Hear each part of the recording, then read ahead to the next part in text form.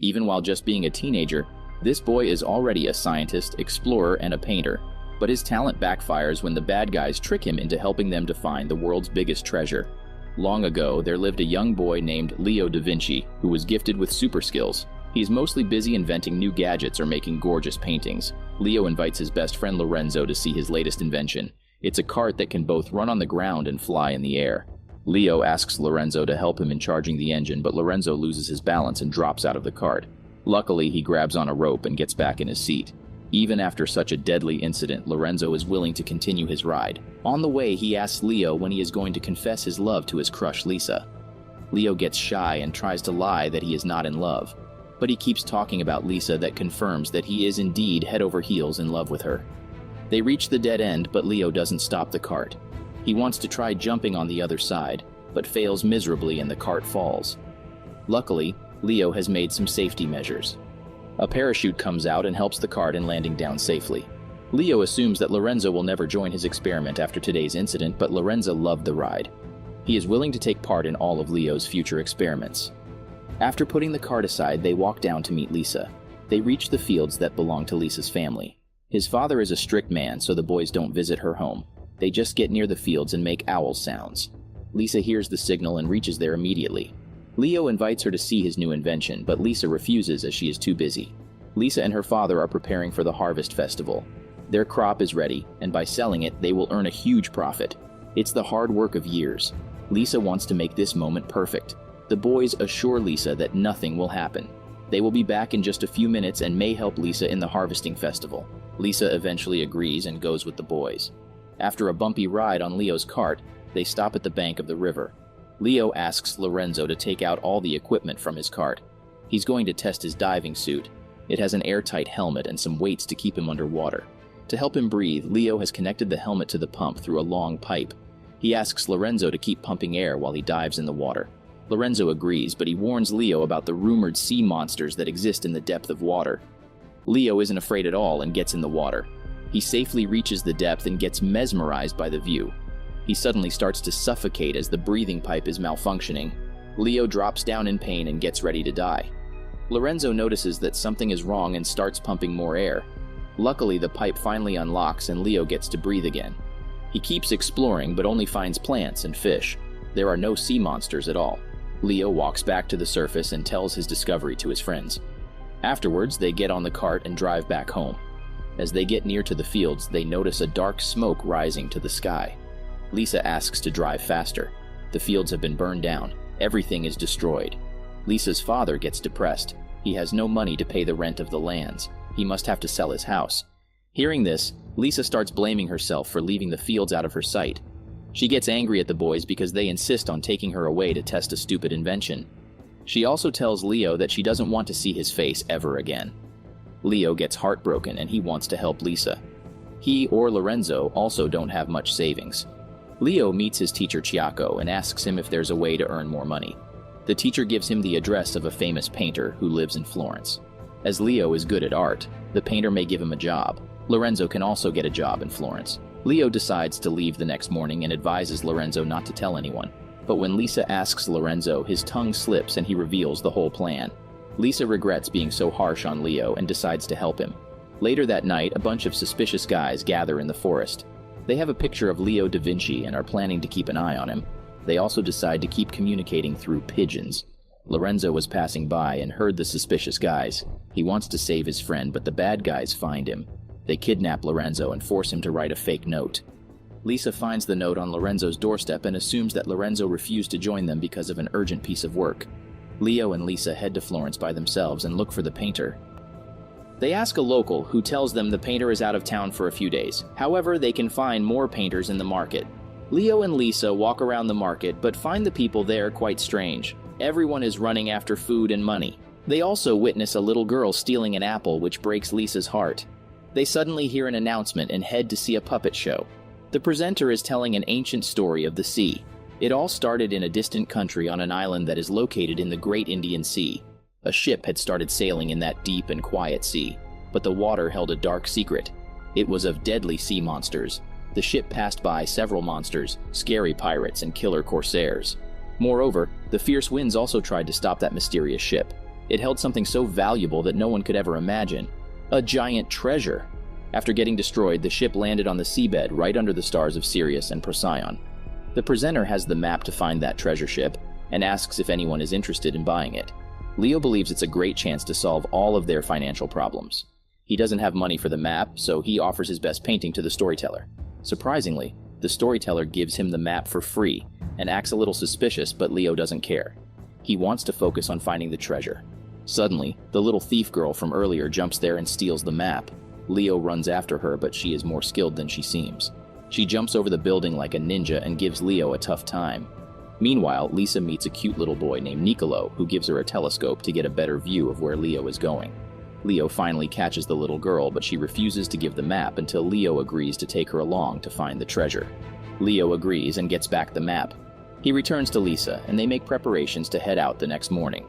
Leo is also introduced to Nicolo, who loves studying and observing stars. Leo believes that the kid will be helpful in finding the location of Sirius and Procyon, so he lets Nicolo join the mission. The thief girl also reaches there, but Leo refuses to let her stay. The girl introduces herself as Agnes. She has lost her family and lives on the streets. She doesn't even have any friends. Agnes wants to join this mission because she wants to do something big and memorable in her life. She also wants to make new friends and have a better life. Lisa and Nicolo feel really sorry for the little girl and begs Leo to let her join the mission as well. Leo starts the cart and they head towards the sea. Leo pulls out the wings and makes the cart go faster and faster. They reach the sea and Leo turns his cart into a boat. They keep sailing for hours until it gets dark. Leo and his friends stop at a cave to test for the night. According to the map, they have reached near the location of the treasure. Leo wants to continue the journey in the early morning, but Nicolo warns him of the upcoming solar eclipse. He explains how a solar eclipse is, but none of his friends are interested in hearing that and they go away to sleep. Meanwhile, the bad guys are still spying on Leo. They belong to a pirate ship and inform all the details to their boss. The boss orders them to keep following Leo so they can steal the treasure he finds. Lorenzo is still stuck and tied up in a random boat. Luckily, a rat bites off the ropes and Lorenzo is free. As he gets out of the mystery room, he finds himself in a boat that is owned by teacher Chiacco. Lorenzo tells him that Leo is in danger and Chiacco agrees to help. The next morning, Leo stares at the sea to look for a clue. Suddenly, he notices something and rushes to the seashore. It's a dolphin trapped in a fishnet. Leo helps the dolphin, and in exchange, the dolphin brings him an ancient necklace. This is proof that the treasure ship is nearby. Leo puts on his diving suit and gets under the water. There he finds the wrecked ship, but there isn't any treasure. As he turns back to return, a group of sharks block his way. Leo doesn't get scared and uses his mind. He puts his air pipe in the mouth of one of the sharks. The shark gets inflated with air and flies around like a balloon. The other sharks get scared and run away. Leo gets out of the water and tells his friends that there isn't any treasure. It seems like the treasure ship was attacked by the pirate ship, which took away the treasure. God knows where the treasure went after that. The spying pirates hear this information and deliver it to their boss. The boss orders them to dive back in water and check the ship by themselves. The pirates try making a diving suit but fail miserably. As they get in the water, a bunch of sharks attack them from all sides. Leo and his friends also witness the incident and understand that the pirates are continuously spying on them. They must find the treasure and run away soon. Unfortunately, they must wait until the rain stops. Nicolo loves rain, so he volunteers to go and check if their boat is all right. Agnes joins him while Leo and Lisa stay behind. As the sun starts shining again, Leo happily informs Lisa, but she seems really sad. Lisa tells Leo that her father is under great financial pressure. To save their house, they have only one option. Lisa has to get married to the landlord's son. Lisa doesn't like him at all and begs Leo to help her. Agnes hears everything and feels really sorry for her. She goes to Nicolo and tells him they should give their best to find the treasure. It's not just about money, it's about Lisa's happiness. After a while, the pirate ship reaches there. Leo believes that the pirates must have some valuable information. As the night gets darker, Leo and Lisa sneak into the pirate ship and investigate it for clues. They find pigeons and some notes that proves that the pirates were following them for a long time. But Leo still wonders how they knew that a village boy like him was capable of finding the treasure. Suddenly, the boss reaches there, so Leo and Lisa hide behind the chair. When the boss gets distracted by a rat, Leo and Lisa jump out of the ship and reach the seashore. All night, Leo keeps thinking harder and harder. He suddenly remembers that the broken parts he found under the sea seem to belong to more than one ship. It means that the pirate ship that took away the treasure also wrecked nearby. He must dive in again to find it. Meanwhile, Nicolo and Anges plan to steal some gems from the pirates and get to their ship. Unfortunately, the pirates capture them and ask their identity. Nicolo claims to be a wizard that can make the sun disappear. Unfortunately, his calculations about the occurrence of solar eclipse aren't right and his plan to scare the pirates fails. On the other side, Leo gets in the water and swims to the other side of the waterfall. There he finds the lost treasure ship. He calls Lisa and together they investigate the ship. They find the treasure trunk and carry it outside. The pirates spot them and snatch away the treasure. But they don't know how to open the trunk. Leo offers to help them, but they must let his friends go. The pirates agree and Leo asks them to hang the trunk over the water. Then he uses bait to call the dolphins. The trunk is supposed to be open with the sound of dolphins. Once it is opened, Leo cuts off the rope and takes the treasure on his boat. The pirates start shooting him with cannons, but Leo doesn't give up and throws all the treasure in the sea. His boat is totally destroyed and he gets drowned in water. Lisa starts to cry on his death, but Leo suddenly appears again. He is saved by his dolphin friend. He flies with his artificial wings and takes away his friend. The pirates try to shoot at him but damage their own boat. They sink in the water while Leo and his friends are saved by Chiaco, who teaches there on his boat along with Lorenzo. Leo is really happy to see them and tells them that he cleverly hid a little treasure to help Lisa.